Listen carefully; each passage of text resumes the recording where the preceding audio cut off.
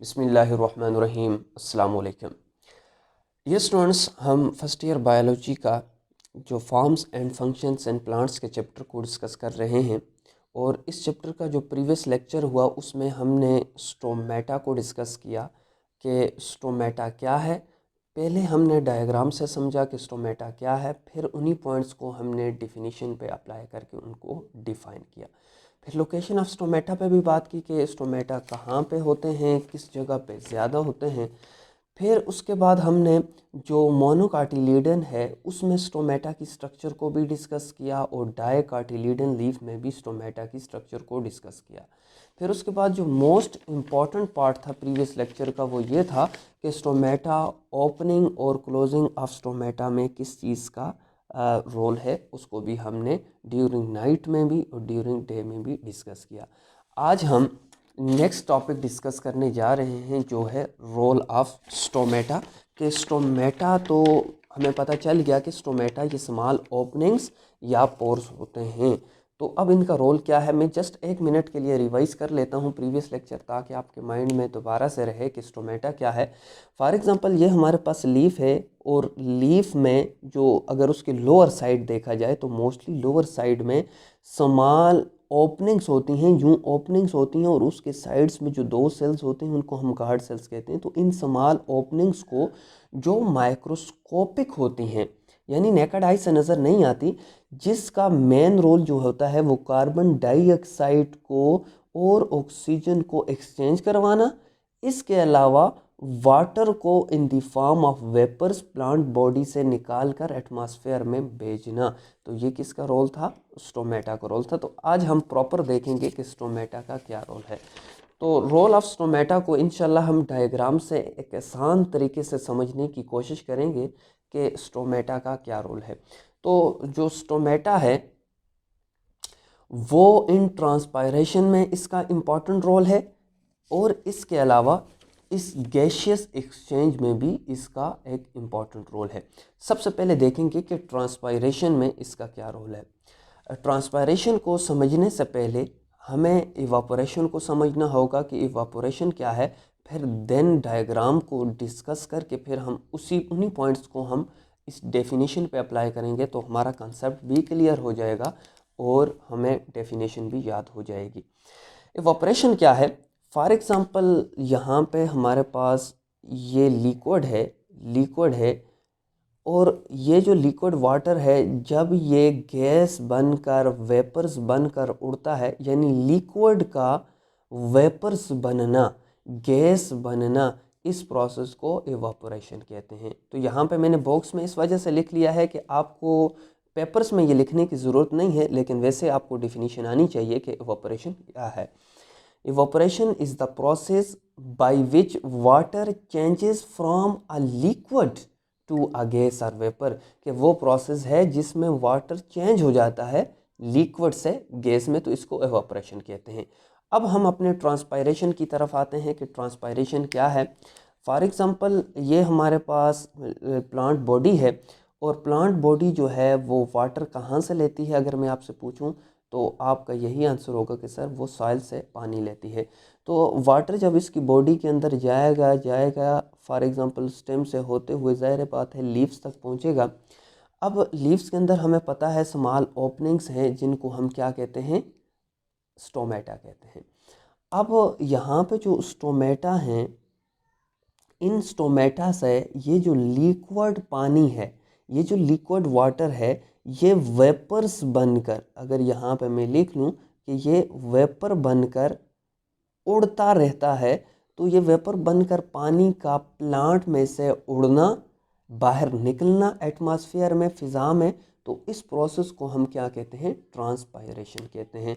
तो मैंने यहाँ पे इन्हीं पॉइंट्स को डिफिनीशन में लिख लिया है कि ट्रांसपायरेशन क्या है। तो डिफिनीशन आप यूँ कर सकते हैं, transpiration is a loss of water through the aerial part of the plant into the atmosphere by evaporation. Evaporation आपको पता है कि जब लिक्विड वाटर गैस में चेंज होता है तो जो प्लांट बॉडीज़ के एरियल पार्ट हैं, ये जो सामने वाले पार्ट हैं, अगर इनसे अगर लॉस ऑफ वाटर हो जाता है, लेकिन कैसे होता है?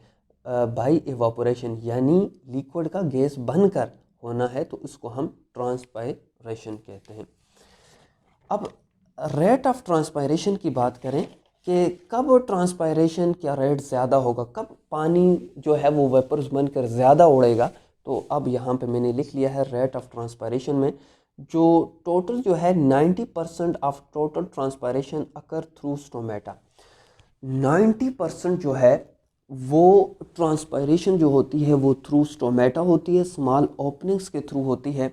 और transpiration rate of stomata is controlled by opening and closing of stomata।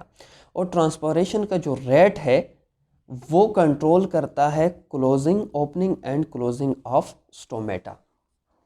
अब कैसे करता है वो हम देखते हैं। हाई ट्रांसपायरेशन रेट कब होगा, लो ट्रांसपायरेशन रेट कब होगा। तो when water is absorbed by guards cells of stomata it become turgid. यहाँ पे अगर मैं यहाँ पे पहले डायग्राम को एक्सप्लेन कर दूँ, फिर उस डायग्राम को इन्हीं पॉइंट्स पे अप्लाई करूँगा तो आपको याद भी हो जाएगा और कंसेप्ट भी क्लियर हो जाएगा। तो लेट्स हम अपने जो है वो डायग्राम की तरफ जाते हैं। इन द लाइट में क्या होगा, जहाँ पे अगर आप देखें लाइट में यानी दिन के time guard cells absorb water by osmosis. ये जो गार्ड सेल्स हैं, जो स्टोमेटा के ये जो गार्ड सेल्स हैं, ये सराउंडिंग से जो दूसरे सराउंडिंग के जो सेल्स हैं लीव्स के, वहाँ से वाटर को एब्जॉर्ब करते हैं। क्लियर है, यहाँ पे मैंने यही एंड बिकम टर्जेट, और ये टर्जेट हो जाते हैं। टर्जेट कहते हैं तन जाते हैं। जब ये टर्जेट हो जाते हैं तो टर्जेट होने की वजह से, तन जाने की वजह से ये जो है यहाँ पे ये जो स्टोमा है ये ओपन हो जाता है।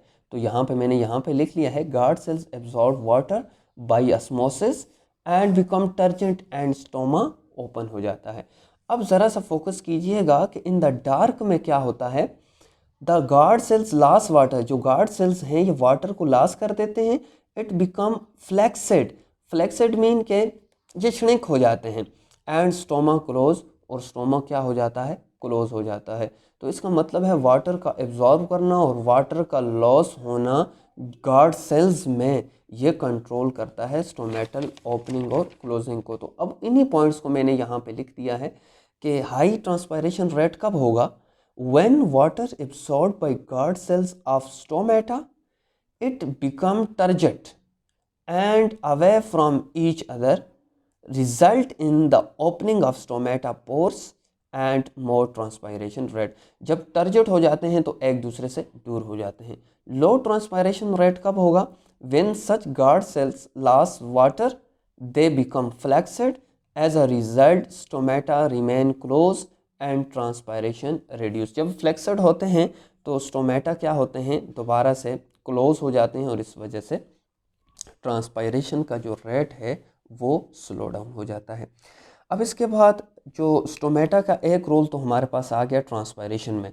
दूसरी अगर बात की जाए इन गैसियस एक्सचेंज, गैसेस को एक्सचेंज करने में इसका इम्पॉर्टेंट रोल है। Carbon dioxide inter and oxygen release through stomata, कि कार्बन डाइऑक्साइड इंटर होती है और ऑक्सीजन जो है वो रिलीज होती है किससे, थ्रू स्टोमेटा से, यहाँ से। तो इसका यह मतलब हुआ कि जो स्टोमेटा है इसके टू मेन और इम्पॉर्टेंट रोल हैं, एक ट्रांसपायरेशन में और दूसरा गैसियस एक्सचेंज में। तो होप कि आपको इस लेक्चर की समझ आई होगी। तो इंशाल्लाह नेक्स्ट लेक्चर में नेक्स्ट टॉपिक के साथ दोबारा मिलते हैं। तब तक के लिए इजाज़त दीजिए। अल्लाह हाफिज़।